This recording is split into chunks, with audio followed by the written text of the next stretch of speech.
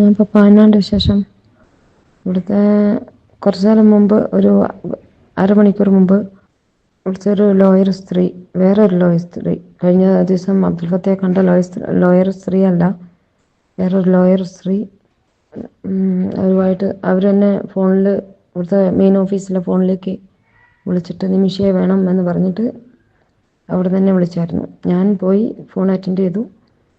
അന്നേരം അവരെന്നോട് പറയുന്നത് ഇങ്ങനെയാണ്, വധശിക്ഷ നടപ്പാക്കാനുള്ള ഡേറ്റ് ഫിക്സ് ചെയ്തു എന്നാണ് പറയുന്നത്. അതിൻ്റെ ഓർഡർ ഇവിടെ ജയിലിൽ വരെ എത്തിയിട്ടുണ്ട് എന്നാണ് പറയുന്നത്.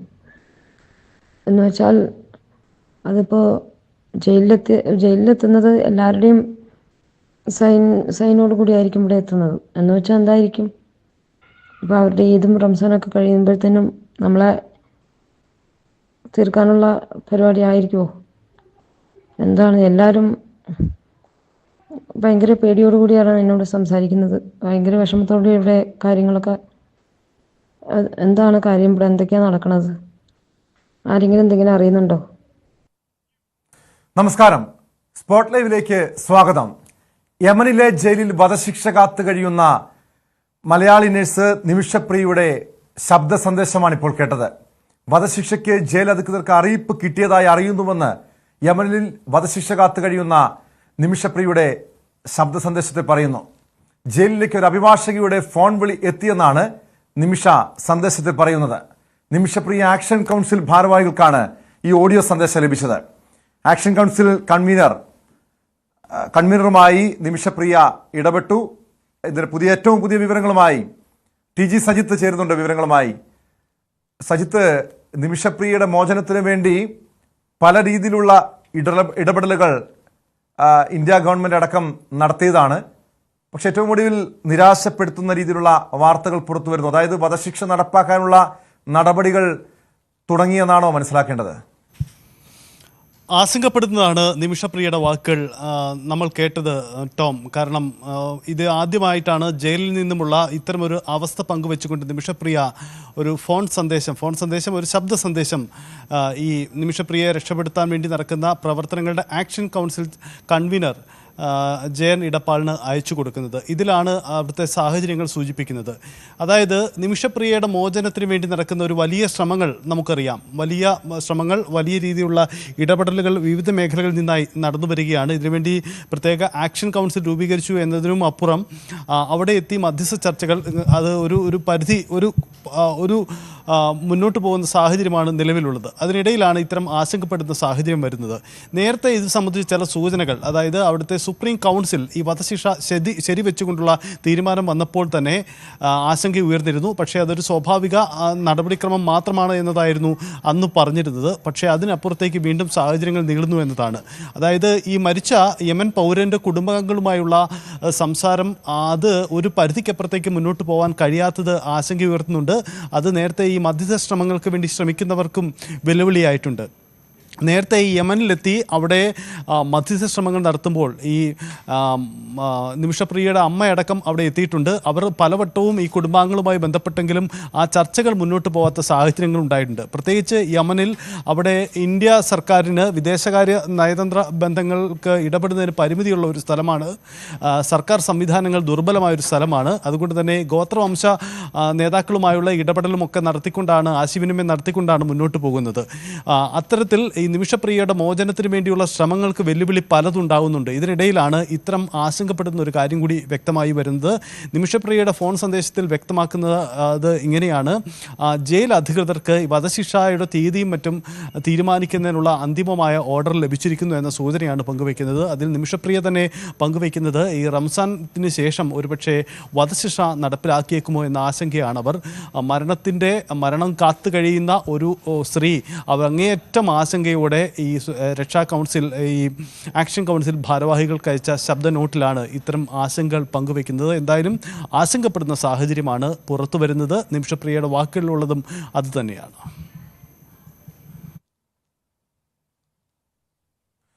TG സജിത്താണ് വിവരങ്ങൾ നൽകിയത്. ഏതായാലും വളരെ ആശങ്കപ്പെടുത്തുന്ന രീതിയിലുള്ള വാർത്തകൾ പുറത്തു വരുന്നു ഇപ്പോൾ.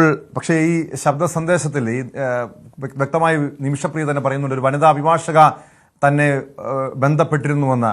അതിലടക്കം പല ദുരൂഹതകളുണ്ട്. കാരണം സാധാരണഗതിയിൽ നോമ്പ് കാലത്ത് ഇത്തരം വധശിക്ഷകൾ നടപ്പാക്കാറില്ല. പക്ഷേ ഇനി നോമ്പ് കാലം കഴിഞ്ഞ ശേഷമുള്ള നടപടികൾ, അതിന് മുന്നോടിയായിട്ടുള്ള നടപടികളാണോ ഇപ്പോൾ നടക്കുന്നത് എന്ന കാര്യങ്ങൾ ഉൾപ്പെടെ പരിശോധിക്കേണ്ടതാണ്. എന്തായാലും ഒരിക്കൽ കൂടി നിമിഷപ്രിയ എന്താണ് പറഞ്ഞതെന്ന് കേൾക്കാം. ഞാനിപ്പോൾ പാനാണ്ട് ശേഷം ഇവിടുത്തെ കുറച്ചു നേരം മുമ്പ്, ഒരു അരമണിക്കൂർ മുമ്പ് വിളിച്ചൊരു ലോയർ സ്ത്രീ, വേറൊരു ലോയർ സ്ത്രീ, കഴിഞ്ഞ ദിവസം അബ്ദുൽ ഫത്തയെ കണ്ട ലോയർ സ്ത്രീ അല്ല, വേറൊരു ലോയർ സ്ത്രീ, അവരുമായിട്ട് അവർ തന്നെ ഫോണിൽ, ഇവിടുത്തെ മെയിൻ ഓഫീസിലെ ഫോണിലേക്ക് വിളിച്ചിട്ട് നിമിഷയെ വേണം എന്ന് പറഞ്ഞിട്ട് അവിടെ തന്നെ വിളിച്ചായിരുന്നു. ഞാൻ പോയി ഫോൺ അറ്റൻഡ് ചെയ്തു. അന്നേരം അവരെന്നോട് പറയുന്നത് ഇങ്ങനെയാണ്, വധശിക്ഷ നടപ്പാക്കാനുള്ള ഡേറ്റ് ഫിക്സ് ചെയ്തു എന്നാണ് പറയുന്നത്. അതിൻ്റെ ഓർഡർ ഇവിടെ ജയിലിൽ വരെ എത്തിയിട്ടുണ്ട് എന്നാണ് എന്ന് വെച്ചാൽ അതിപ്പോൾ ജയിലിലെത്തുന്നത് എല്ലാവരുടെയും സൈനോട് കൂടി ആയിരിക്കും ഇവിടെ എത്തുന്നത്. എന്ന് വെച്ചാൽ എന്തായിരിക്കും, ഇപ്പോൾ അവരുടെ ഈദും റംസാനൊക്കെ കഴിയുമ്പോഴത്തേനും നമ്മളെ തീർക്കാനുള്ള പരിപാടി ആയിരിക്കുമോ? എന്താണ്, എല്ലാവരും ഭയങ്കര പേടിയോടുകൂടിയാണ് എന്നോട് സംസാരിക്കുന്നത്. ഭയങ്കര വിഷമത്തോടെ ഇവിടെ കാര്യങ്ങളൊക്കെ, എന്താണ് കാര്യം, ഇവിടെ എന്തൊക്കെയാണ് നടക്കുന്നത്, ആരെങ്കിലും എന്തെങ്കിലും അറിയുന്നുണ്ടോ?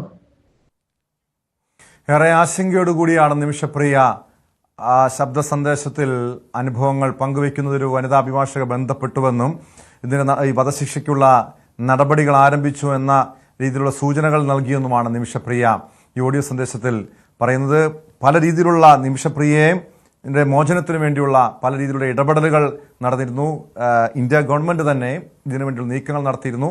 ബ്ലഡ് മണി ഈ കൊല്ലപ്പെട്ട യമൻ പൗരന്റെ കുടുംബത്തിന് നൽകുന്നതുമായി ബന്ധപ്പെട്ട ചർച്ചകളൊക്കെ പുരോഗമിച്ചിരുന്നു. അതിന്റെ പ്രാരംഭ നടപടികൾ ആരംഭിച്ചിരുന്നു. നിമിഷപ്രിയയുടെ അമ്മ ഒരു ഘട്ടത്തിൽ യമനിലെത്തുകയും ഈ തങ്ങളുടെ കുടുംബത്തിന്റെ നിസ്സഹായാവസ്ഥയൊക്കെ അവരെ ബോധിപ്പിച്ചതുമാണ്. പക്ഷേ നിർഭാഗ്യവശാൽ ചർച്ചകളൊക്കെ ഒരു ഘട്ടത്തിൽ വഴിമുട്ടുന്ന സാഹചര്യം ഉണ്ടാകുന്നു. ടി ജി സജിത്ത് ഒരിക്കൽ കൂടി ചേരുന്നുണ്ട്. സജിത്ത്, പ്രത്യേകിച്ചും ഈ ഗൾഫ് രാജ്യങ്ങളിൽ, യമൻ ഉൾപ്പെടെയുള്ള രാജ്യങ്ങളിലൊക്കെ ഈ നോമ്പുകാലത്ത് വധശിക്ഷകൾ നടപ്പാക്കാറില്ല, അതിൻ്റെ നടപടികളിലേക്ക് കിടക്കാറില്ല. പക്ഷേ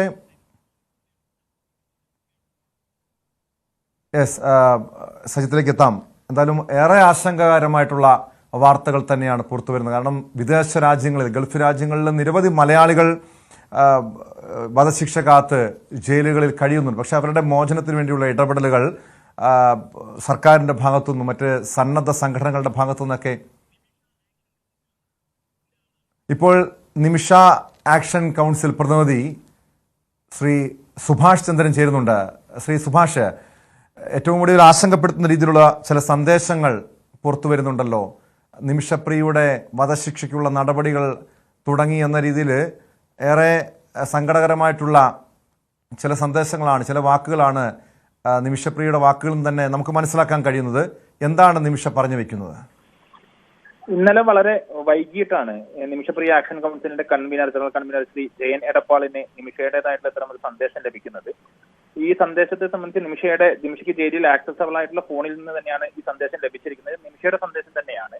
പക്ഷെ അതേസമയം ഈ സന്ദേശത്തിനകത്ത് നിമിഷ പറയുന്നത് അവർക്ക് ജയിൽ ഒരു ഫോൺ കോൾ ലഭിക്കുകയും ഒരു വനിതാ അഭിഭാഷക അവരെ വിളിച്ച് ഇത്തരത്തിൽ അവരുടെ വധശിക്ഷയുമായി ബന്ധപ്പെട്ടുള്ള നടപടികൾ മുന്നോട്ട് പോകുന്നു എന്ന് പറയുന്നു എന്നുള്ള വിവരമാണ് പറയുന്നത്.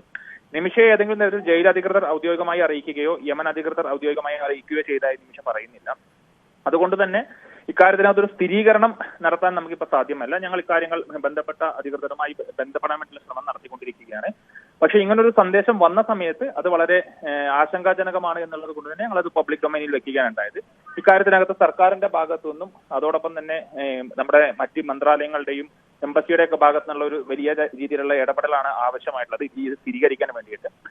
ഏതായാലും ആശങ്കാജനകമാണ് എന്ന് പറയുന്ന സമയത്ത് തന്നെ ഇത് എത്രത്തോളം വസ്തുതാപരമാണ് എന്നുള്ള കാര്യത്തിനകത്ത് ഒരു സ്ഥിരീകരണം വരേണ്ടതുണ്ട്. അതിന് യമൻ പോലെയുള്ള ഒരു രാജ്യത്തിനകത്ത് ആ സ്ഥിരീകരണം നടത്താൻ സാധിക്കുക സർക്കാരിന് മാത്രമാണ്. തീർച്ചയായും ശ്രീ സുഭാഷ് ചന്ദ്രൻ, ഇത് നിമിഷപ്രിയയുടെ ഓഡിയോ സന്ദേശം അത് ഈ ആക്ഷൻ കൗൺസിൽ കൺവീനർക്ക് ലഭിക്കുന്നു. നിലവില് യമനില് നിമിഷപ്രിയയ്ക്ക് വേണ്ടി നയതന്ത്ര ഇടപെടൽ നടത്തുന്നതിന് വേണ്ടി ആരെങ്കിലും മലയാളികളോ അല്ലെങ്കിൽ ആക്ഷൻ കൗൺസിൽപ്പെട്ട ആരെങ്കിലോ യമനിലുണ്ടോ? നമുക്ക് അവിടെ നിന്നും കൃത്യമായ വിവരങ്ങൾ ലഭ്യമാക്കാൻ എന്താണ് വഴിയുള്ളത്? നിമിഷപ്രിയ ആക്ഷൻ കൗൺസിൽ നേരിടുന്ന ഏറ്റവും വലിയ വെല്ലുവിളി അത് തന്നെയാണ്. നേരത്തെ സാമുവൽ ജെറോം എന്ന് പറയുന്ന ഒരു വ്യക്തിയാണ് ഇക്കാര്യങ്ങൾ കോർഡിനേറ്റ് ചെയ്തിരുന്നത്. അദ്ദേഹത്തിന്റെ ആവശ്യപ്രകാരം നിമിഷപ്രിയ ആക്ഷൻ കൗൺസിൽ 2 ഘട്ടങ്ങളിലായി ഏതാണ്ട് 38 ലക്ഷം രൂപ യമനിലേക്ക് അയച്ചു കൊടുക്കുകയും ചെയ്തു ഈ നെഗോസിയേഷൻ പ്രോസസിന് വേണ്ടിയിട്ട്. പക്ഷെ ആ പണം ലഭിച്ചതിന് ശേഷം അദ്ദേഹം നിമിഷപ്രിയ ആക്ഷൻ കൗൺസിലുമായിട്ടുള്ള ബന്ധം പൂർണ്ണമായും വിച്ഛേദിക്കുന്ന സാഹചര്യമാണ് ഉണ്ടായത്. ഇപ്പോൾ ഞങ്ങളുടെ അറിവിൽ അദ്ദേഹം നിമിഷയുടെ അമ്മയെ അവിടെ തനിച്ചാക്കിക്കൊണ്ട് അദ്ദേഹം ഇപ്പൊ ഇന്ത്യയിൽ കുടുംബസമേതം എത്തിയിരിക്കുകയാണ്. അപ്പൊ ഈ സാഹചര്യത്തിൽ അദ്ദേഹത്തിന്റെ ഭാഗത്തുനിന്ന് ഒരു സ്ഥിരീകരണമോ അല്ലെങ്കിൽ അദ്ദേഹത്തിന്റെ ഭാഗത്തുനിന്ന് ഒരു പ്രതികരണമോ ലഭിക്കുന്നില്ല അദ്ദേഹത്തിന്. കാരണം അദ്ദേഹം ഇന്ത്യയിൽ കൂടിയാണ് എന്നുള്ളൊരു സാഹചര്യം കൂടിയുണ്ട്. അപ്പോൾ ഇത്തരം ഒരു സാഹചര്യത്തിൽ ഈ പൂർണ്ണമായും ബന്ധം വിച്ഛേദിക്കുന്നു, സാമ്പത്തികമായി ലഭിച്ചതിന് ശേഷം വരുന്നു എന്നുള്ളത് ഇക്കാര്യങ്ങളെല്ലാം ഞങ്ങൾ നേരത്തെ പബ്ലിക് ഡൊമൈനിൽ പറഞ്ഞിട്ടുള്ളതാണ്. നിമിഷപ്രിയ ആക്ഷൻ കൗൺസിൽ സത്യത്തിൽ വലിയൊരു പ്രതിസന്ധി നേരിട്ടുകൊണ്ടിരിക്കുകയാണ്. ഞങ്ങൾക്ക് അവിടെ സഹായിക്കാൻ മറ്റാളുകളില്ല. സഹായിക്കാനുണ്ടായിരുന്ന വ്യക്തി ആവശ്യപ്പെട്ട പ്രകാരം ഞങ്ങൾ പണം നൽകി. പക്ഷെ ആ പണത്തിന്റെ കണക്കുകളോ നടക്കുന്ന ചർച്ചയുടെ വിശദാംശങ്ങളോ അറിയിക്കുന്നില്ല.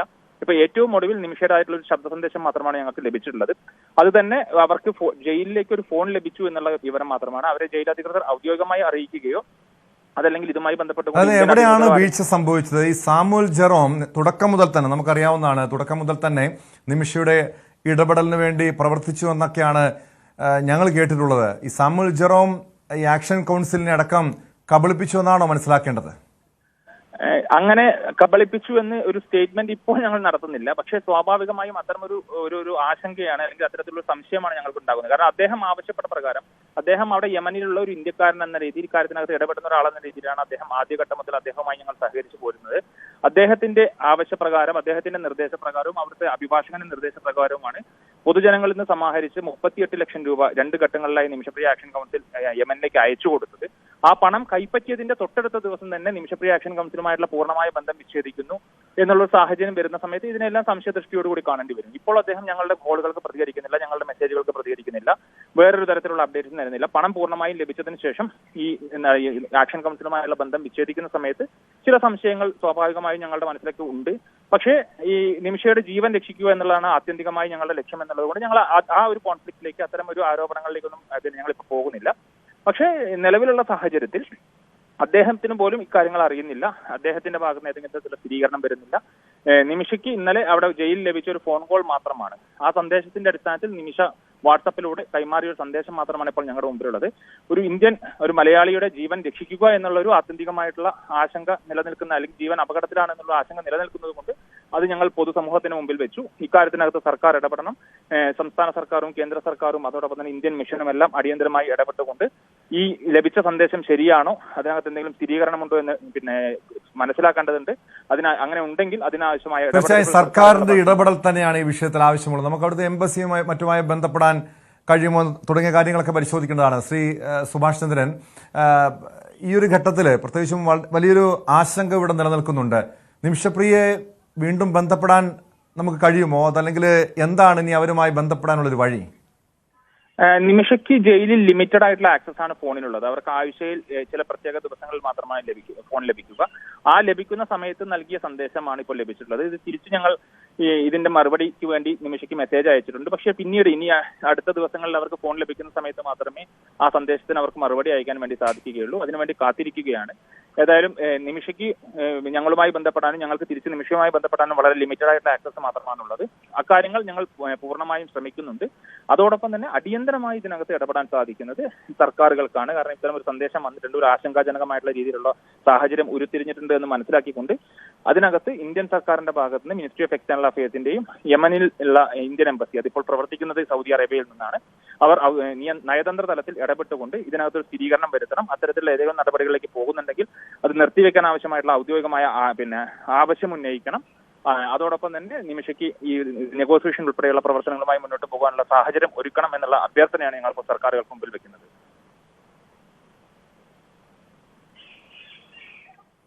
വ്യക്തമാണ്. നിമിഷപ്രിയ ആക്ഷൻ കൗൺസിൽ പ്രതിനിധി ശ്രീ സുഭാഷ് ചന്ദ്രനാണ് ഇപ്പോൾ പ്രതികരിച്ചത്. TG സജിത്തിലേക്ക് ഒരിക്കൽ കൂടി. സജിത്ത്, ആക്ഷൻ കൗൺസിൽ പറയുന്നതനുസരിച്ച് ഇന്നലെ വൈകിട്ടോടുകൂടിയാണ് നിമിഷപ്രിയയുടെ ഈ ശബ്ദ സന്ദേശം ലഭിക്കുന്നത്. അതിനുശേഷം നിമിഷപ്രിയയെ ബന്ധപ്പെടാൻ സാധിക്കുന്നില്ല. നിമിഷയുടെ കേസുമായി ബന്ധപ്പെട്ട് എന്താണ് അവിടുത്തെ സ്ഥിതി എന്നറിയാൻ പോലും മറ്റു വഴികളില്ലാത്തൊരു സാഹചര്യമുണ്ട്. ഇനി ആവശ്യമായിട്ടുള്ളത് സർക്കാരുകളുടെ ഇടപെടലാണ്. അതിനുള്ളൊരു സാവകാശം നിലനിൽക്കുന്നുണ്ടോ? ടോം, ഈ നിമിഷപ്രിയയുടെ മോചനത്തിന് വേണ്ടി എല്ലാവരും ഒന്നിച്ചു നിന്നാണ്, നമ്മുടെ ഇവിടുത്തെ ജനപ്രതിനിധികളെല്ലാം ഒന്നിച്ചു നിന്നുകൊണ്ടാണ് പണം സ്വരൂപിക്കാനുള്ള ശ്രമങ്ങൾ പണം സ്വരൂപിച്ചത്. അതിനുശേഷമാണ് ഇത്തരം ശ്രമങ്ങൾ നടന്നത്. ഏറ്റവും ശുഭസൂചനയുമായിട്ടാണ് ചർച്ചകൾ ഇതുവരെ മുന്നോട്ട് പോയിരുന്നത്. പക്ഷേ ഇപ്പോൾ വരുന്നത് ആശങ്കപ്പെടുന്ന വാർത്തകളാണ്. നേരത്തെ അഡ്വക്കേറ്റ് സുഭാഷ് ചന്ദ്രൻ സൂചിപ്പിച്ചതുപോലെ അത് നിമിഷയുടെ വാക്കുകൾ തന്നെയല്ലേ, നിമിഷയുടെ ശബ്ദം തന്നെയല്ലേ എന്ന സ്ഥിരീകരണത്തിന് വേണ്ടി അല്പം കൂടി ഒരു കാത്തിരിപ്പ് ചിലപ്പം വേണ്ടി വന്നേക്കാം. പക്ഷേ അവിടുത്തെ ആശങ്കപ്പെടുന്ന സാഹചര്യം സംബന്ധിച്ച കാര്യങ്ങൾ നിമിഷം തന്നെ പങ്കുവയ്ക്കുമ്പോൾ സ്വാഭാവികമായും നമുക്ക് ആശങ്കപ്പെടാനുണ്ട്. സർക്കാരിൻ്റെ ഒരു ഇടപെടൽ വേണ്ടി വരും.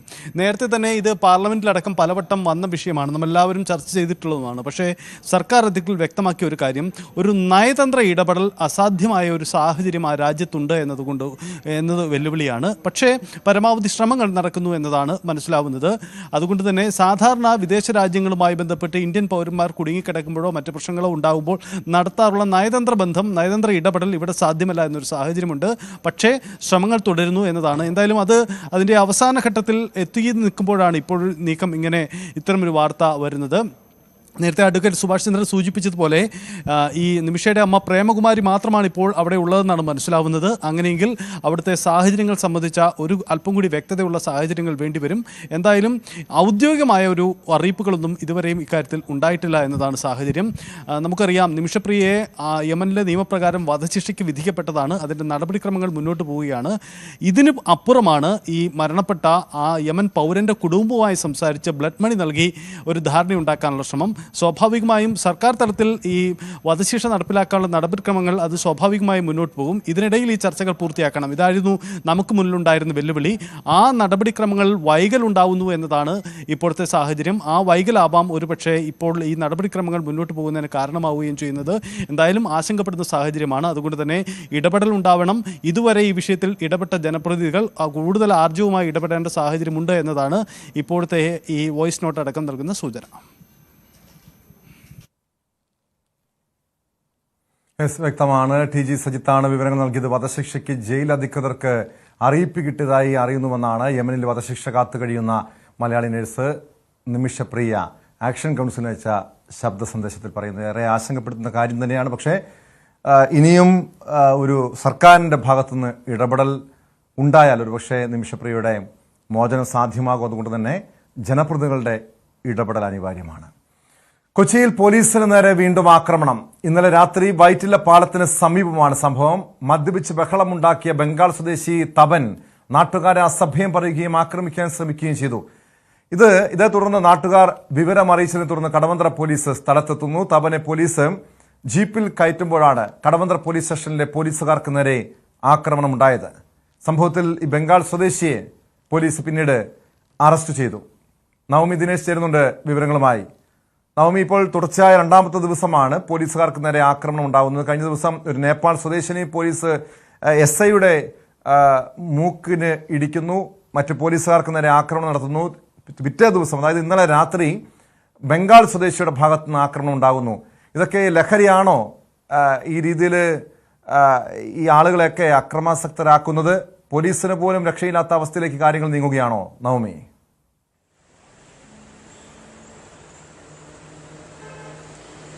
ഇവിടെ മറ്റ് ലഹരിയുടെ സാന്നിധ്യമൊന്നും കണ്ടെത്തിയിട്ടില്ല. പക്ഷെ മദ്യപിച്ചിരുന്നു, അമിതമായി മദ്യപിച്ചാണ് പ്രതി ഇങ്ങനെ ആക്രമിച്ചതെന്ന് പോലീസ് പറയുന്നുണ്ട്. ഇന്നലെ രാത്രി വൈറ്റില പാലത്തിന് സമീപമായിരുന്നു ഈ സംഭവം. ഈ തപൻ രാത്രി ഏറെ വൈകി ആ വൈറ്റില ഭാഗത്ത് വലിയ രീതിയിൽ ബഹളമുണ്ടാക്കുകയും നാട്ടുകാരെ അസഭ്യം പറയുകയും ഒക്കെ ചെയ്തിരുന്നു. ഇതേ തുടർന്നാണ് കടവന്ത്ര പോലീസിനെ വിളിച്ച് വിവരം അറിയിക്കുന്നത്. പോലീസ് സ്ഥലത്തെത്തി തപനെ ആദ്യം അനുനയിപ്പിക്കാൻ ശ്രമിച്ചുവെങ്കിലും ഈ മദ്യലഹരിയിൽ അമിതമായി വഴക്കുണ്ടാക്കുന്ന ഒരു സാഹചര്യമായിരുന്നു. ബംഗാൾ സ്വദേശിയാണ്. കൊച്ചിയിലെത്തിയിട്ട് 3 മാസമേ ആയിട്ടുള്ളൂ. 19 വയസ്സുകാരനാണ്. കയ്യിൽ തിരിച്ചറിയൽ രേഖകളൊന്നും തന്നെ ഇല്ല എന്നുകൂടി പോലീസ് വ്യക്തമാക്കുന്നുണ്ട്. ഇത്തരത്തിൽ വലിയ ബഹളം വയ്ക്കുകയും നാട്ടുകാരെ ആക്രമിക്കാനുള്ള ഒരു ശ്രമമൊക്കെ നടത്തുന്നതിനിടയിലാണ് പോലീസ് എത്തി ജീപ്പിൽ കയറ്റുന്നതിന് വേണ്ടിയിട്ട് ശ്രമിച്ചത്. അപ്പോഴാണ് ഒപ്പമുണ്ടായിരുന്ന CPO ഈ തപനെ ജീപ്പിലേക്ക് കയറ്റുന്നതിനിടയിലാണ് 2 CPOമാരെ കയ്യിൽ കടിച്ചത്. അങ്ങനെ കയ്യിൽ കടിച്ചതിനെ തുടർന്ന് ഇവർ ആശുപത്രിയിലേക്ക് പോകുന്ന ഒരു സാഹചര്യമുണ്ടായി. പക്ഷേ ഈ തവനെ പോലീസ് ജീപ്പിൽ കയറ്റി ഗവൺമെന്റ് ആശുപത്രിയിൽ ഇത്തരത്തിൽ മെഡിക്കൽ പരിശോധനയ്ക്കായി കൊണ്ടുപോയി. അവിടെ വെച്ചുമൊക്കെ വലിയ രീതിയിൽ അക്രമാസക്തനായി മദ്യലഹരിയിൽ ഉച്ചത്തിൽ ഡോക്ടർമാരെയൊക്കെ അസഭ്യം പറയുന്ന ഒരു സാഹചര്യം ഉണ്ടായി എന്ന് പോലീസ് പറയുന്നുണ്ട്.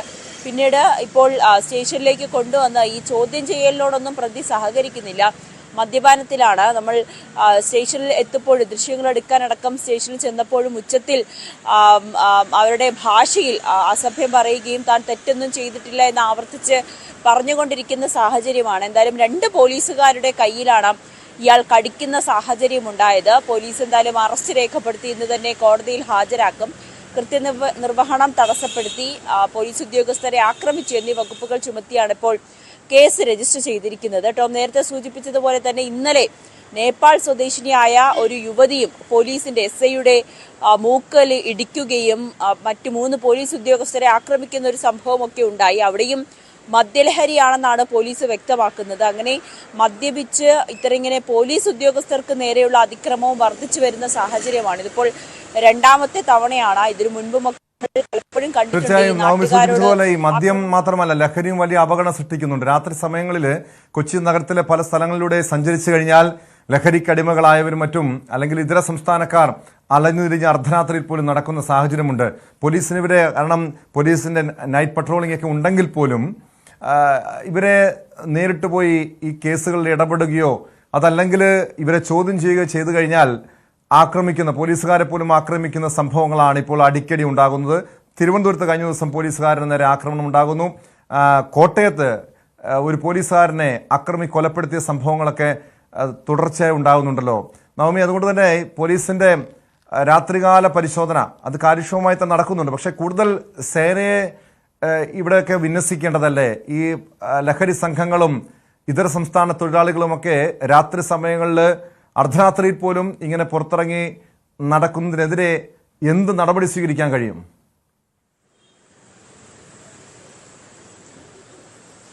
പോലീസിന്റെ ഭാഗത്തു നിന്ന് ശക്തമായിട്ടുള്ള പരിശോധന കുറച്ചധികം നാളുകളായി തുടർന്നുകൊണ്ടിരിക്കുകയാണ്. കാരണം ഈ ലഹരിക്കെതിരായിട്ടുള്ള പോരാട്ടം അത് ശക്തമാക്കുന്നതിന്റെ ഭാഗമായി പോലീസ് രാത്രികാലങ്ങളിൽ ഈ കൊച്ചി നഗരങ്ങളിലൊക്കെ എപ്പോഴും ഒരു നിരീക്ഷണം ശക്തമായിട്ടുണ്ട്. അസ്വാഭാവിക സാഹചര്യത്തിൽ കാണുന്നവരെയൊക്കെ പിടികൂടി ചോദ്യം ചെയ്ത് സംശയമുണ്ടെങ്കിൽ അല്ലെങ്കിൽ ഇവരുടെ കയ്യിൽ ലഹരിയൊക്കെ കണ്ടെത്തിയാൽ അറസ്റ്റ് ചെയ്യുന്ന നടപടികളിലേക്കൊക്കെ പോകുന്നുണ്ട്. പക്ഷേ ഇങ്ങനെ ലഹരിയുടെ ഒരു മറവിൽ അല്ലെങ്കിൽ അത്രയേറെ ലഹരിയിലാകുന്ന ആളുകൾ ആക്രമിക്കാൻ വന്നാൽ പോലീസിന് പോലും ലക്ഷ്യമില്ലാത്തൊരവസ്ഥയിലേക്ക് മാറുകയാണ്. കൂടുതൽ പോലീസ് ഉദ്യോഗസ്ഥരെ ഒപ്പം കൂട്ടി അല്ലെങ്കിൽ നൈറ്റ് പട്രോളിങ്ങിനൊക്കെ കൊണ്ടുപോവുക എന്നുള്ളതേ ഉള്ളൂ സാഹചര്യം. പക്ഷേ ഇന്നലെ നേപ്പാൾ സ്വദേശിയെ കസ്റ്റഡിയിൽ എടുക്കുന്ന സമയത്ത് SI ഉൾപ്പെടെ 3 പേരായിരുന്നു ഉണ്ടായിരുന്നത്, 4 പേരായിരുന്നു ഉണ്ടായിരുന്നത്. എന്നിട്ട് പോലും പോലീസിനെ ആക്രമിക്കുന്ന ഒരു സാഹചര്യമാണ്.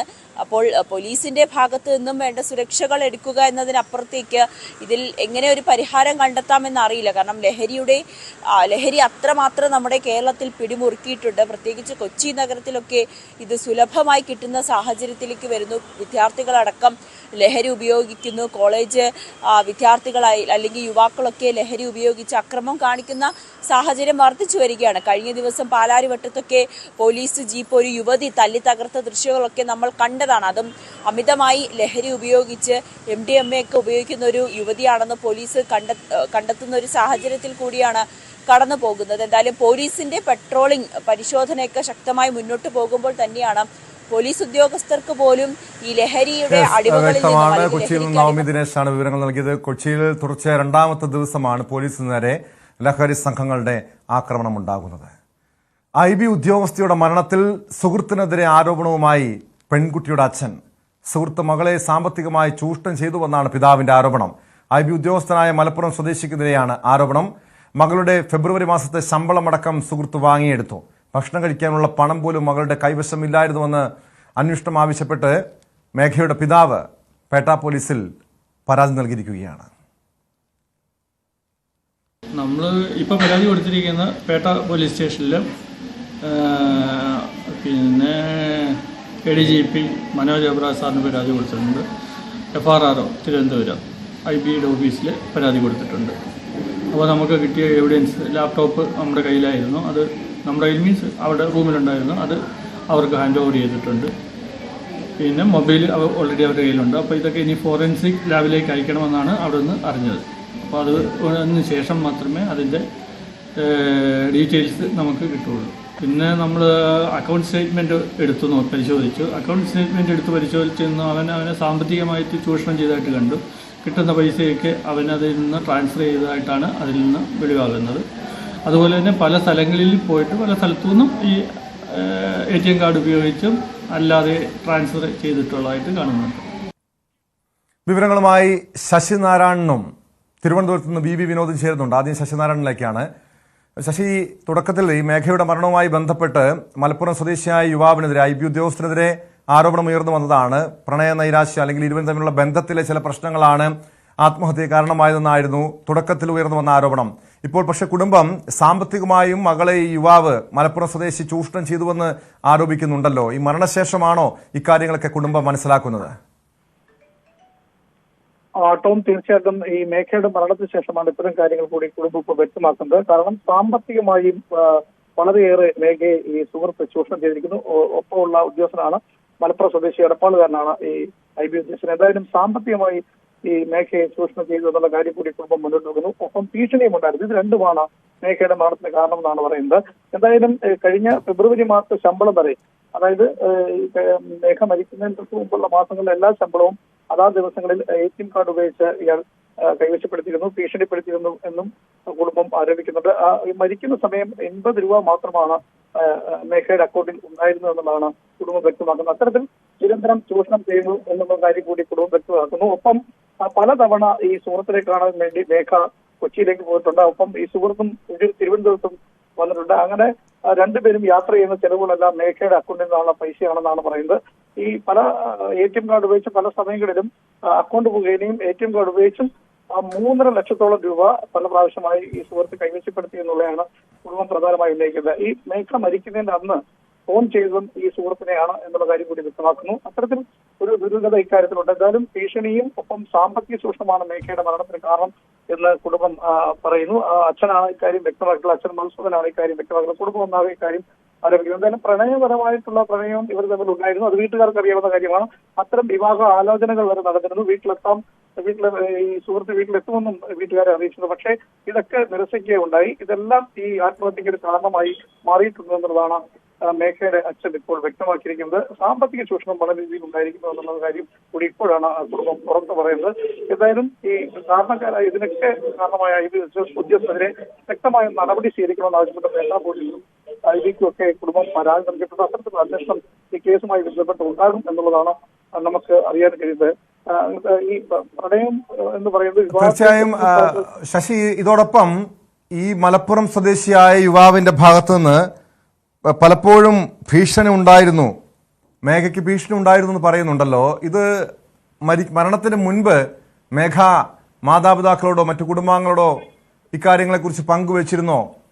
അതല്ലെങ്കിൽ ഈ ഭീഷണിയുമായി ബന്ധപ്പെട്ട എന്തെങ്കിലും വ്യക്തമായ തെളിവുകൾ, വിവരങ്ങൾ കുടുംബത്തിന് ലഭ്യമായിട്ടുണ്ടോ? ടോം, ഭീഷണി ഉണ്ടായെന്നുള്ള കാര്യം കുടുംബം ഇന്നാണ് പറയുന്നത്. മരണത്തിന് മുമ്പ് ഇക്കാര്യം വീട്ടുകാർക്ക് വ്യക്തമല്ലായിരുന്നു. പക്ഷെ എന്തായാലും കൃത്യമായി ഒരു ഭീഷണി ഈ മേഘക്കുണ്ടായിരുന്നു. അതുകൊണ്ടാണ് മേഘ ആത്മഹത്യ ചെയ്യാൻ കാരണം. ഈ ട്രെയിനിന് മുന്നിൽ ചാടി മരിക്കുന്നതിന് തൊട്ടു മുമ്പും സംസാരിച്ചത് ഈ സുഹൃത്താണ് എന്നുള്ള കാര്യം കൂടി പോലീസ് വ്യക്തമാക്കേണ്ട ഫോൺ രേഖയിൽ നിന്ന് സൂചിപ്പിക്കുന്നു.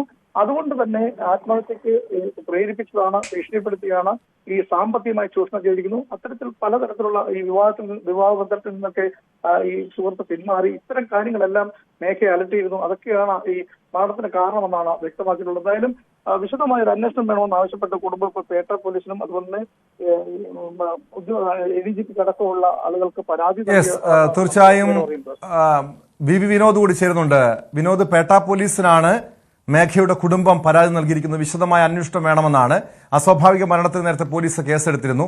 ഇപ്പോൾ ഈ കൃത്യമായ തെളിവുകൾ സഹിതം ഈ കുടുംബം, അതായത് ഈ മേഘയുടെ അക്കൗണ്ടിൽ നിന്നും പണം ഈ ആൾക്ക് മലപ്പുറം സ്വദേശി യുവാവിന് അയച്ചു കൊടുത്തിട്ടുണ്ട്.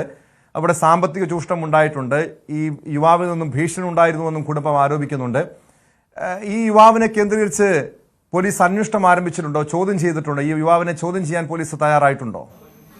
ടോം, ഇതുവരെ ഇയാളെ പ്രതി ചേർത്തിട്ടില്ല. മലപ്പുറം എടപ്പാൾ സ്വദേശിയാണ്, സഹപ്രവർത്തകനായിരുന്നു.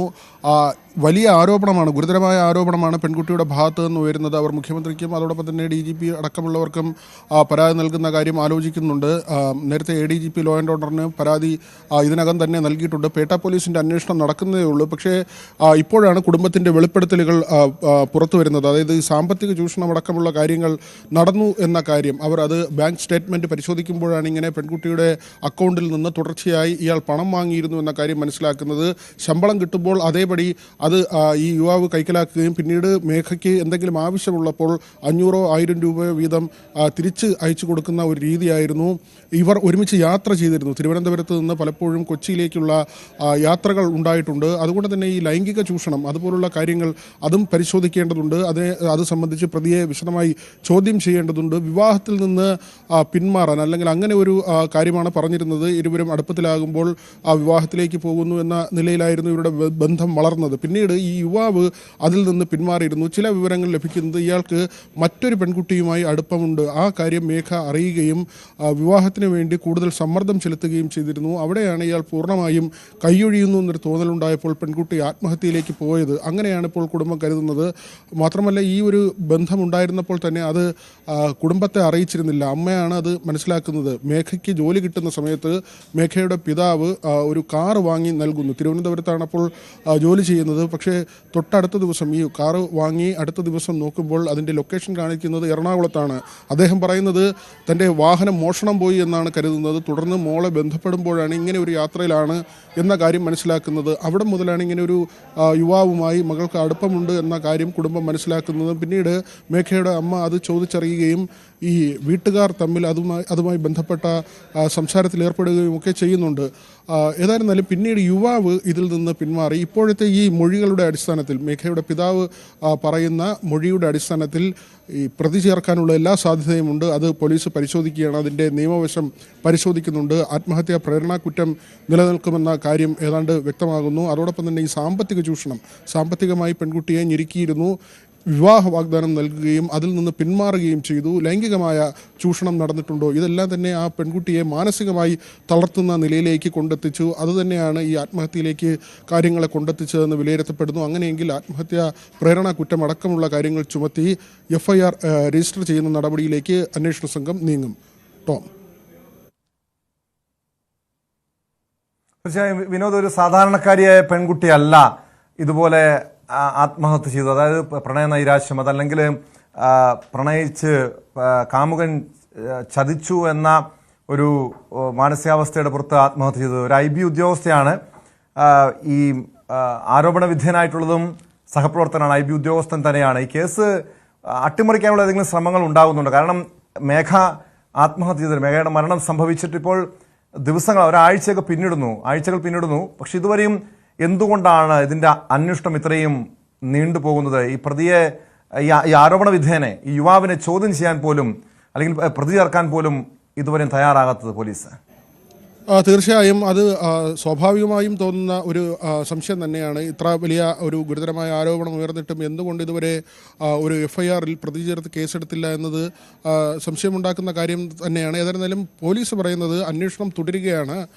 വീട്ടുകാരുടെ ഭാഗത്ത് നിന്ന് കൂടുതൽ വെളിപ്പെടുത്തൽ വരുന്നു. ഒരുപക്ഷെ ഇതൊക്കെ തന്നെ പോലീസ് കണ്ടെത്തേണ്ട കാര്യങ്ങളാണ്. ഈ സാമ്പത്തികമായ ഇടപാടുകളും മറ്റു കാര്യങ്ങളുമൊക്കെ, ബാങ്ക് ട്രാൻസാക്ഷൻ ഉൾപ്പെടെയുള്ള കാര്യങ്ങൾ പോലീസിൻ്റെ അന്വേഷണത്തിൽ വരേണ്ടതാണ്. ഏതായിരുന്നാലും അതിപ്പോൾ വീട്ടുകാർ അത് പരിശോധിച്ച് ഇങ്ങനെ ഒരു കാര്യമായി പറയുന്നു. അവർ കൂടുതൽ ഉന്നത ഉദ്യോഗസ്ഥർക്കും ജനപ്രതിനിധികൾക്കുമൊക്കെ പരാതി നൽകാനുള്ള തീരുമാനത്തിലേക്ക് പോകുന്നുണ്ട്. പോലീസിനെ സംബന്ധിച്ച് നമ്മൾ ബന്ധപ്പെടുമ്പോൾ മനസ്സിലാകുന്ന കാര്യം വളരെ താമസിയാതെ തന്നെ ഒരുപക്ഷെ ഇയാളെ പ്രതി ചേർക്കാനുള്ള ഒരു സാധ്യതയുണ്ട്. കാരണം ഇതിൽ ഈ സാമ്പത്തികമായ ഇടപാടുകൾ, പെൺകുട്ടിയിൽ നിന്ന് പണം തുടർച്ചയായി വാങ്ങിയിരുന്നു.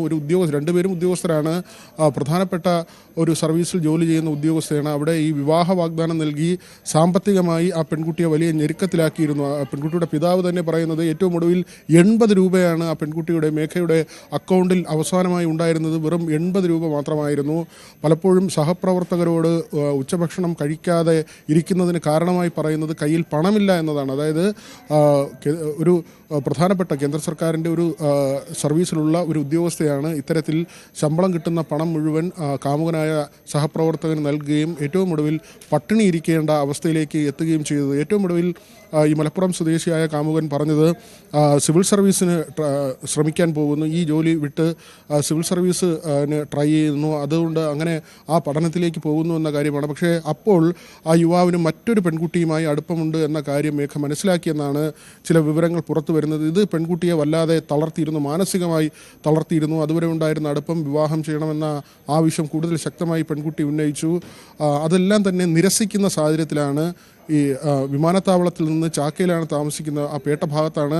ആ പോകുന്ന വഴിയിൽ റെയിൽവേ ട്രാക്കില്ല. പക്ഷേ ഈ ഫോൺ കോൾ, ഏറ്റവും ഒടുവിലത്തെ ഫോൺ കോൾ കഴിയുകയും ഏറ്റവും ഒടുവിൽ നിരാശയായി ഈ ട്രാക്കിനടുത്തേക്ക് വരികയും ട്രാക്കിലൂടെ പോവുകയും ചെയ്തു എന്ന കാര്യം തന്നെയാണ് വീട്ടുകാരോടും പറയുന്നത്. ഏറ്റവും ഒടുവിൽ പിതാവ് ഫോണിൽ ബന്ധപ്പെടുമ്പോൾ റൂമിലേക്ക് പോകുന്നു എന്നാണ് പറയുന്നത്. പക്ഷേ ഈ അവസാനത്തെ ഫോൺ കോളിൽ കാമുകനുമായുള്ള സംഭാഷണത്തോടുകൂടി മാനസികമായി വല്ലാതെ തളരുകയും ആത്മഹത്യ ചെയ്യാൻ തീരുമാനിക്കുകയുമായിരുന്നു. ഈ ട്രാക്കിലൂടെ നടക്കുമ്പോൾ പോലും അയാളോട് സംസാരിച്ചിരുന്നു എന്നാണ് മനസ്സിലാക്കുന്നത്. കാരണം ഏറ്റവും ഒടുവിൽ ഈ ആത്മഹത്യക്കുള്ള തൊട്ട് മുൻപത്തെ നിമിഷങ്ങളിൽ പോലും ഒരുപക്ഷെ അയാൾ വിവാഹത്തിന് തയ്യാറായാൽ ജീവിതത്തിലേക്ക് മടങ്ങി വരാമെന്ന് ആ പെൺകുട്ടി കരുതിയിരുന്നു എന്ന് വേണം നമുക്ക് ചിന്തിക്കാൻ.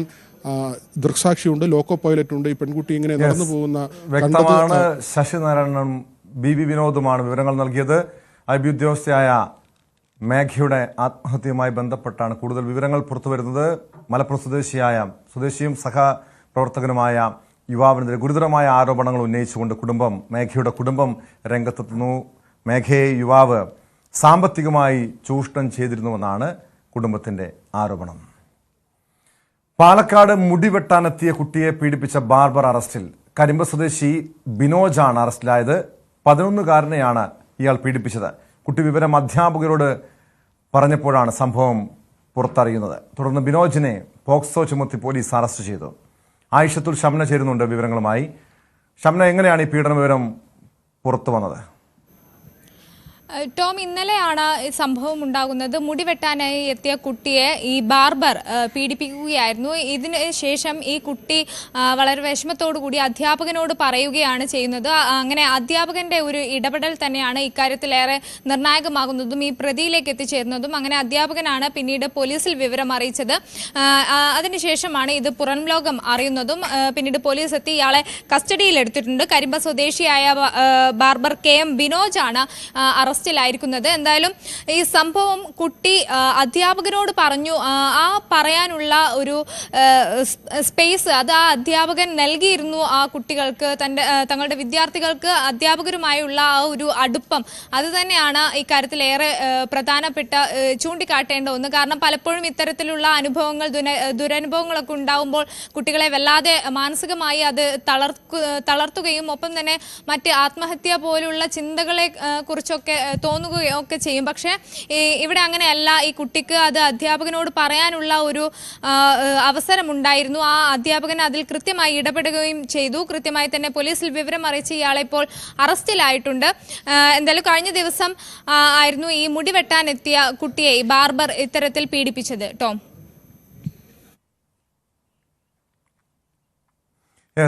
ഷംന സൂചിപ്പിച്ചതുപോലെ തന്നെ ഇന്നത്തെ കാലത്ത് കുട്ടികൾക്ക് അതൊരു തിരിച്ചറിവുണ്ട്. കാരണം ഷംന, ഈ കഴിഞ്ഞ ദിവസം നടി വരലക്ഷ്മി തൻ്റെ കുട്ടിക്കാലത്തുണ്ടായ ഒരു ദുരനുഭവത്തെക്കുറിച്ച് വെളിപ്പെടുത്തൽ നടത്തിയിരുന്നു. കാരണം വലിയ ഒരു സ്റ്റാർ ഫാമിലിയാണ് തങ്ങളുടേത്.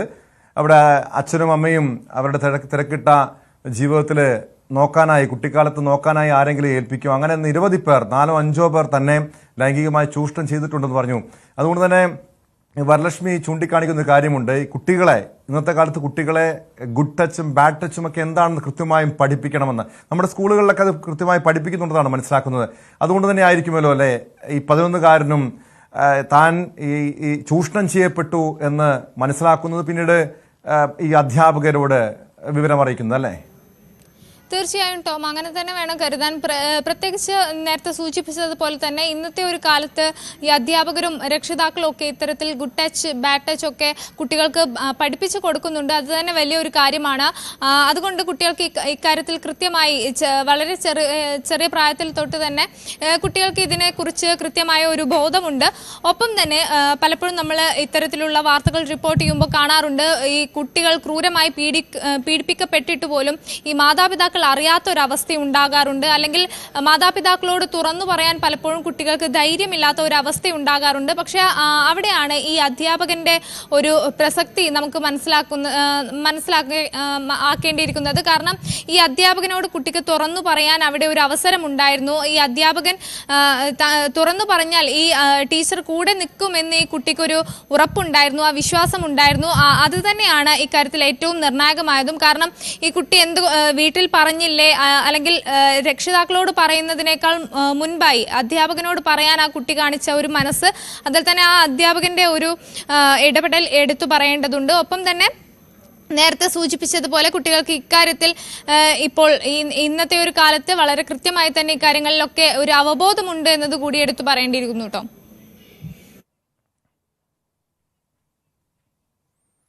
യെസ്, വ്യക്തമാണ്. ആയിഷത്തുൽ ഷംനയാണ് വിവരങ്ങൾ നൽകിയത്.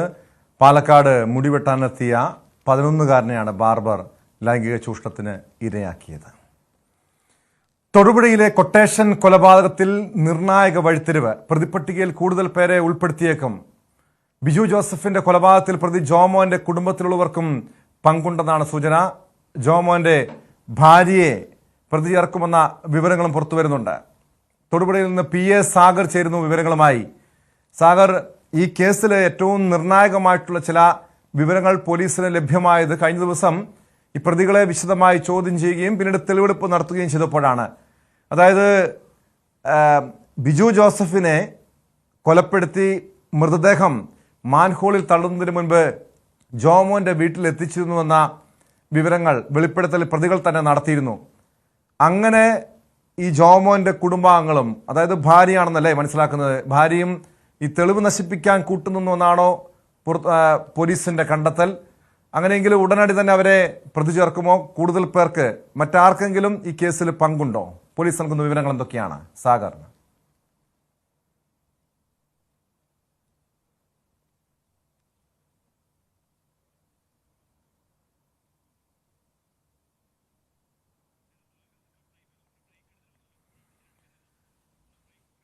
യെസ്, ഈ വാർത്തയിലേക്ക് എത്താൻ വളരെ നിർണായകമായിട്ടുള്ള ചില വിവരങ്ങളാണ് തൊടുപുഴയിലെ കൊട്ടേഷൻ കൊലപാതകവുമായി ബന്ധപ്പെട്ട് പോലീസിന് ലഭ്യമായിരിക്കുന്നത്. ഈ പ്രതി പട്ടികയിൽ കൂടുതൽ പേരെ ഉൾപ്പെടുത്തിയേക്കുന്ന വിവരമുണ്ട്. ഈ കൊലപാതകത്തിലും തെളിവ് നശിപ്പിക്കാനും കൂടുതൽ പേർ ഇടപെട്ടു എന്ന വിവരങ്ങളാണ് പുറത്തുവരുന്നത്. സ്പോട്ട് ലൈവിലേക്ക് തിരികെ എത്താം ഇടവേളയ്ക്ക് ശേഷം.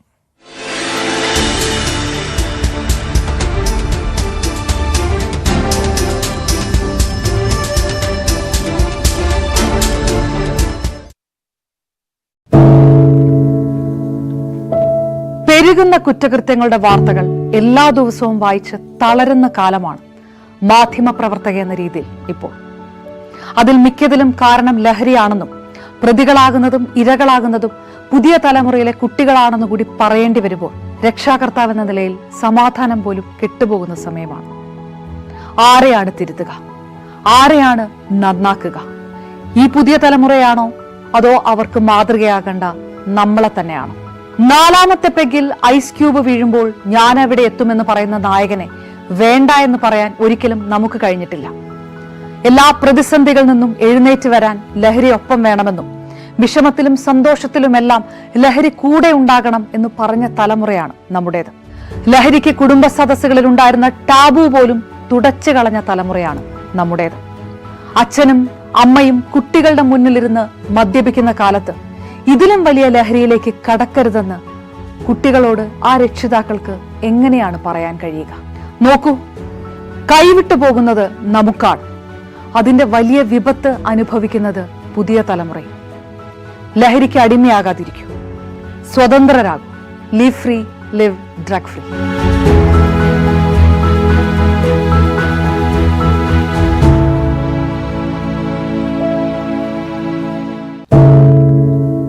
എന്തു പറ്റി നമ്മുടെ നാടിന് എന്ന് ചോദിച്ചു പോകുന്ന കാര്യങ്ങളാണ് ഇപ്പോൾ സംഭവിക്കുന്നത്. എന്തൊക്കെയാണ് നമ്മുടെ യുവതലമുറ തെരുവുകളിൽ കാട്ടിക്കൂട്ടുന്നത്? കൊല്ലാൻ പോലും മടികാട്ടാത്ത ഇവർ സ്വബോധത്താൽ ഇങ്ങനെയൊന്നും ചെയ്യില്ല. നാടിന്റെ അഭിമാനമായി വളരേണ്ട യുവത്വത്തെ ഇങ്ങനെ പോകാൻ അനുവദിച്ചുകൂടാ. നമ്മളോ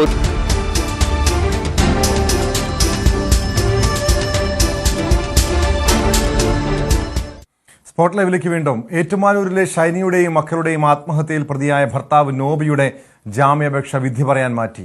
ഇനി ഏപ്രിൽ 2-നാണ് വിധി പറയുക. ഷൈനിയുടെയും മക്കളുടെയും ആത്മഹത്യയിൽ ഭർത്താവ് നോബി ആത്മഹത്യാ പ്രേരണ നടത്തിയെന്നും നോബിയുടെ തുടർച്ചയായ പീഡനമാണ് ആത്മഹത്യക്ക് കാരണമായതെന്നുമാണ് പോലീസിന്റെ കണ്ടെത്തൽ. കോട്ടയം ജില്ലാ സെഷൻസ് കോടതിയാണ് ജാമ്യാപേക്ഷ പരിഗണിക്കുന്നത്. ജി ശ്രീജിത്ത് ചേരുന്നു വിവരങ്ങളുമായി. ശ്രീജിത്ത്, ജാമ്യാപേക്ഷയിൽ വാദം പൂർത്തിയായിട്ടുണ്ട്. ഇവിടെ ഈ പ്രോസിക്യൂഷന്റെ നിലപാടെന്താണ്? പ്രതിഭാഗം ഈ ജാമ്യാപേക്ഷയിന്മേൽ ഉന്നയിച്ച വാദങ്ങൾ എന്തൊക്കെയാണ്?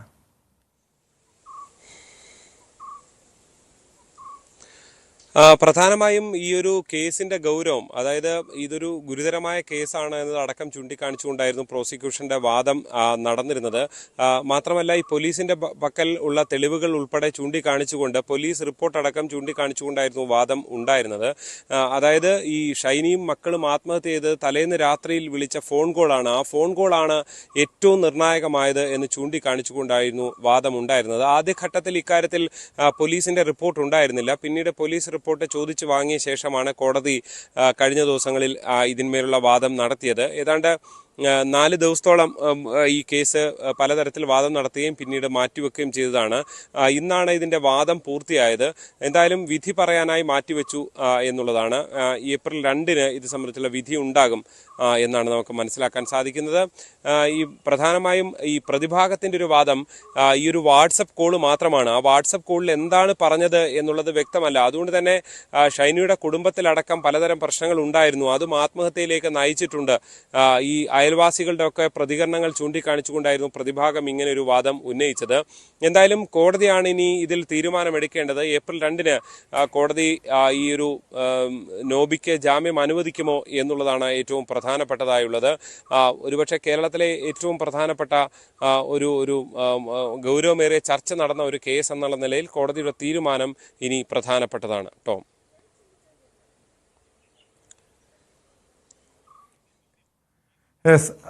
ശ്രീജിത്ത്, പോലീസിന്റെ അന്വേഷണം ഇത് ഏത് ഘട്ടം വരെയാണ് ഇപ്പോൾ നിലവിൽ മുന്നോട്ട് പോകുന്നത്? കാരണം നോബിക്കെതിരെ നിർണായകമായിട്ടുള്ള പല തെളിവുകളും നേരത്തെ പുറത്തു വന്നതാണ്.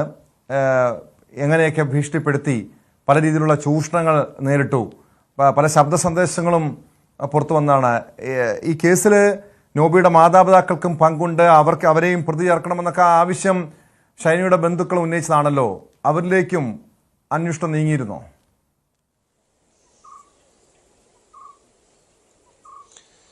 അന്വേഷണം നടക്കുന്നുണ്ട്.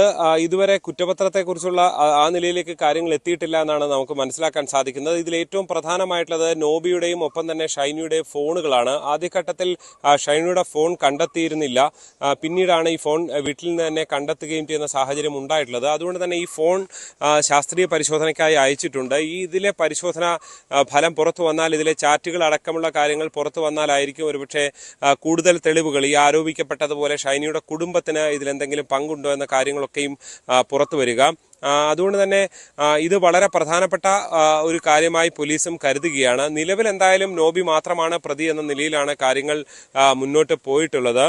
ഷൈനിയുടെ കുടുംബം നിലവിൽ എന്തായാലും പ്രതിക്കൂട്ടിലല്ല. പലതരത്തിലുള്ള ആരോപണ പ്രത്യാരോപണങ്ങൾ വന്നിട്ടുണ്ട്. തൊട്ടടുത്ത ഷൈനി ജോലി ചെയ്ത കെയർ ഹോം ഉടമ അടക്കമുള്ളവർ ഷൈനിയുടെ പിതാവ് ഈ ഒരു ജോലി കളയാൻ വേണ്ടി പല ശ്രമങ്ങളും നടത്തിയതായിട്ടുള്ള വാദങ്ങളടക്കം ഉന്നയിക്കുകയും ചൂണ്ടിക്കാണിക്കുകയും ഒക്കെ ചെയ്തിരുന്നു. അതുകൊണ്ട് തന്നെ ഈ പിതാവിനെതിരെ അന്വേഷണം ഉണ്ടാകുമോ, എന്തെങ്കിലും തെളിവ് ലഭിക്കുമോ, അങ്ങനെയൊക്കെയുള്ള കാര്യങ്ങളുണ്ടോ എന്നൊക്കെയുള്ളത് ഈ ഫോൺ പരിശോധനാ ഫലം പുറത്തു വന്നാലായിരിക്കും വ്യക്തമാകുക.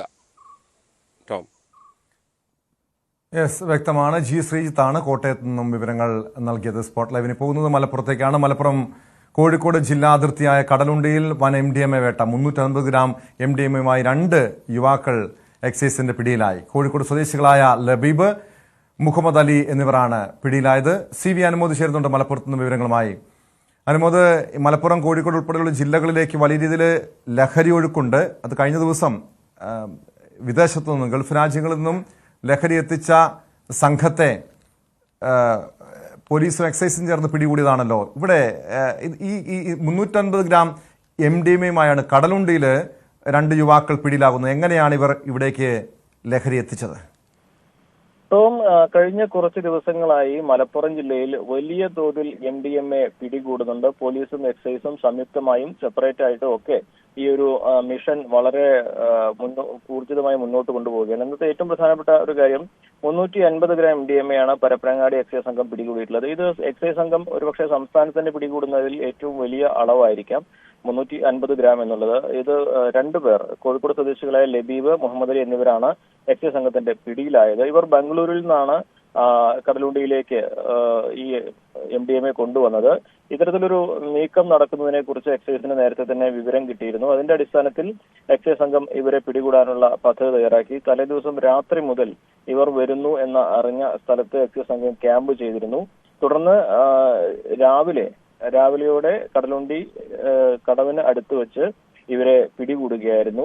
ഇവർ ആർക്ക് വേണ്ടിയാണ് ഇത് കൊണ്ടുവന്നത് എന്ന കാര്യവും എക്സൈസ് സംഘം അന്വേഷിക്കുന്നുണ്ട്.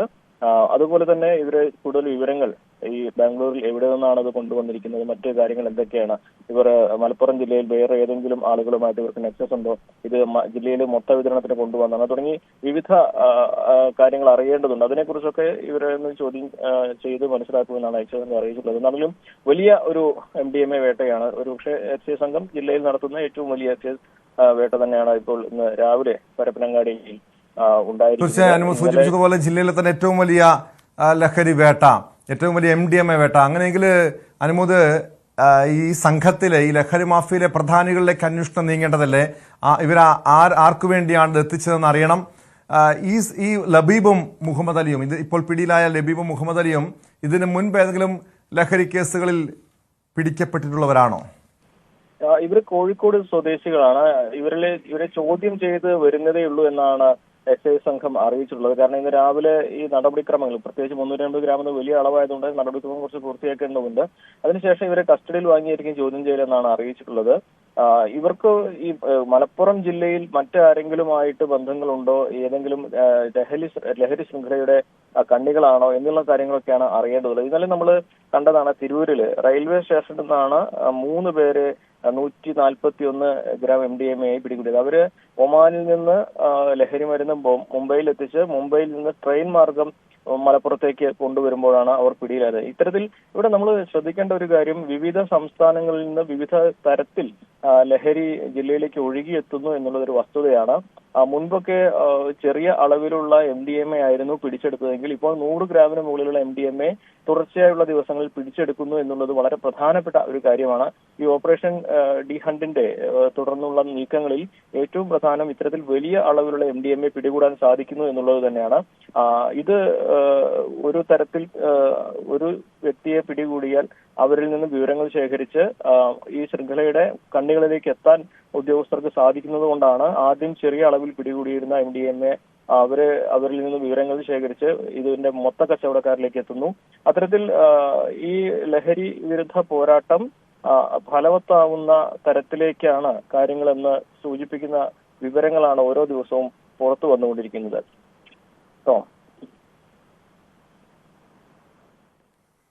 വ്യക്തമാണ്.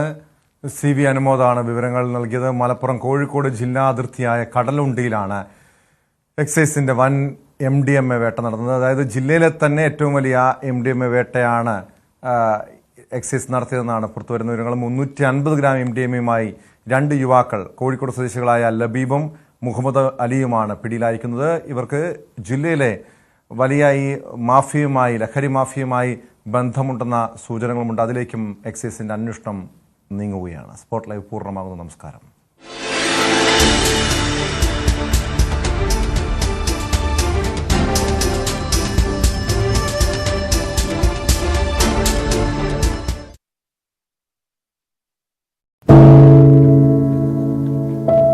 പെരുകുന്ന കുറ്റകൃത്യങ്ങളുടെ വാർത്തകൾ എല്ലാ ദിവസവും വായിച്ച് തളരുന്ന കാലമാണ് മാധ്യമപ്രവർത്തക എന്ന രീതിയിൽ ഇപ്പോൾ. അതിൽ മിക്കതിലും കാരണം ലഹരിയാണെന്നും പ്രതികളാകുന്നതും ഇരകളാകുന്നതും പുതിയ തലമുറയിലെ കുട്ടികളാണെന്ന് കൂടി പറയേണ്ടി വരുമ്പോൾ രക്ഷാകർത്താവ് എന്ന നിലയിൽ സമാധാനം പോലും കെട്ടുപോകുന്ന സമയമാണ്. ആരെയാണ് തിരുത്തുക? ആരെയാണ് നന്നാക്കുക? ഈ പുതിയ തലമുറയാണോ, അതോ അവർക്ക് മാതൃകയാകേണ്ട നമ്മളെ തന്നെയാണോ? 4ാമത്തെ പെഗിൽ ഐസ് ക്യൂബ് വീഴുമ്പോൾ ഞാൻ എവിടെ എത്തുമെന്ന് പറയുന്ന നായകനെ വേണ്ട എന്ന് പറയാൻ ഒരിക്കലും നമുക്ക് കഴിഞ്ഞിട്ടില്ല. എല്ലാ പ്രതിസന്ധികളിൽ നിന്നും എഴുന്നേറ്റ് വരാൻ ലഹരി ഒപ്പം വേണമെന്നും വിഷമത്തിലും സന്തോഷത്തിലുമെല്ലാം ലഹരി കൂടെ ഉണ്ടാകണം എന്ന് പറഞ്ഞ തലമുറയാണ് നമ്മുടേത്. ലഹരിക്ക് കുടുംബ സദസ്സുകളിൽ ഉണ്ടായിരുന്ന ടാബു പോലും തുടച്ചു കളഞ്ഞ തലമുറയാണ് നമ്മുടേത്. അച്ഛനും അമ്മയും കുട്ടികളുടെ മുന്നിലിരുന്ന് മദ്യപിക്കുന്ന കാലത്ത് ഇതിലും വലിയ ലഹരിയിലേക്ക് കടക്കരുതെന്ന് കുട്ടികളോട് ആ രക്ഷിതാക്കൾക്ക് എങ്ങനെയാണ് പറയാൻ കഴിയുക? നോക്കൂ, കൈവിട്ടു പോകുന്നത് നമുക്കാണ്. അതിന്റെ വലിയ വിപത്ത് അനുഭവിക്കുന്നത്